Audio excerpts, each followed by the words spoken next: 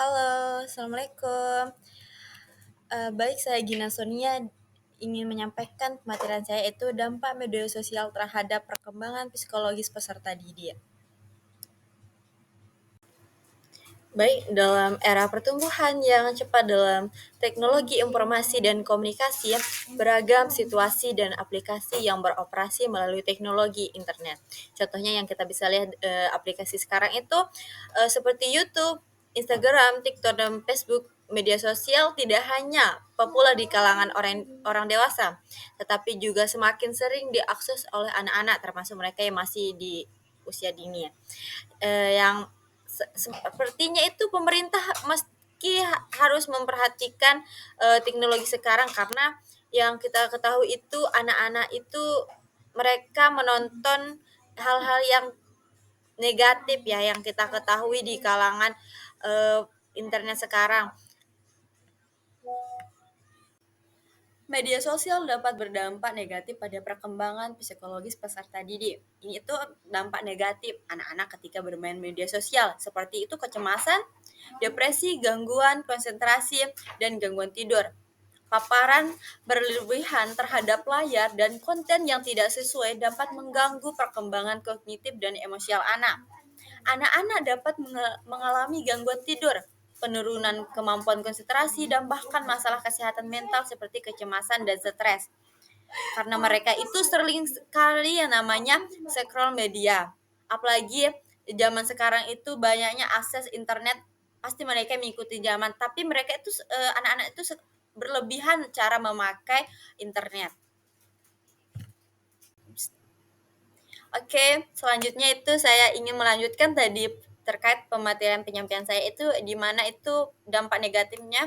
Nah, dampak negatifnya itu ada juga anak-anak mengurangi itu interaksi sosial di kehidupan nyata. Sebagian anak lebih memilih menghabiskan bermain sosial media daripada bermain bersama dengan temannya. Dikarenakan anak-anak lebih nyaman melihat media sosial di mana ada video atau permainan yang membuat mereka lebih terhibur daripada harus berinteraksi di kehidupan nyata.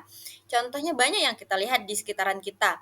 Anak-anak itu lebih fokus bermain HP daripada mereka bermain secara langsung kepada teman-temannya. Akibatnya mereka berkurangnya berinteraksi satu sama lain. Ini yang sangat disayangkan, padahal jika kita lihat dampak bermain sosial media itu sangat banyak. Apalagi mereka itu masih sangat anak-anak, pasti membutuhkan banyak lebih pembelajaran yang mereka butuhkan. Ini yang sangat disayangkan, sehingga pemerintah mesti harus lebih menegaskan terkait, atau bukan pemerintah saja tetapi harus kepada orang tua mereka sendiri, karena orang tua itu yang paling utama, yang paling dekat juga terhadap anak-anak mereka.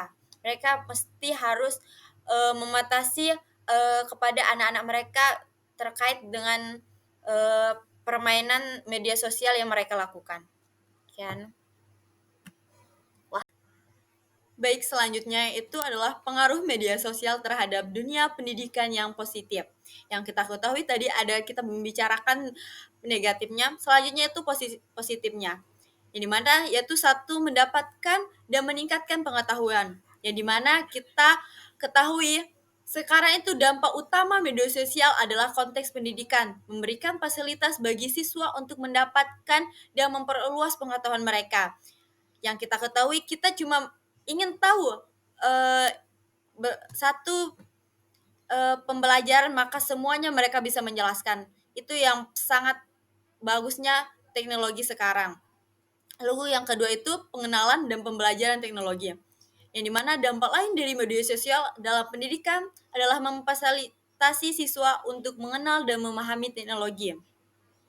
Ada juga tiga, mengembangkan keterampilan dan bakat yang mereka miliki.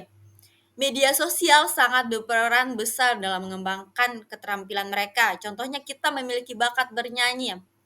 Kita videoin ke diri kita sendiri lalu unggah ke media sosial, maka semuanya bakal bisa mengetahui bahwa kita bisa bernyanyi. Itu sangat mudah karena semua yang ada di media sosial itu semuanya ada difasilitasi karena semuanya bisa diakses oleh semua orang. Sekian. Assalamualaikum. Baik, selanjutnya itu adalah kesimpulan yang dimana berdasarkan pemaparan di atas dapat disimpulkan bahwa di era digital ini perkembangan sosial media sangat berpengaruh pada perkembangan anak di saat usia sekolah dasar. Anak sekolah dasar pada zaman sekarang ini pada saat bermain sosial media mereka belum bisa mengontrolnya dengan baik.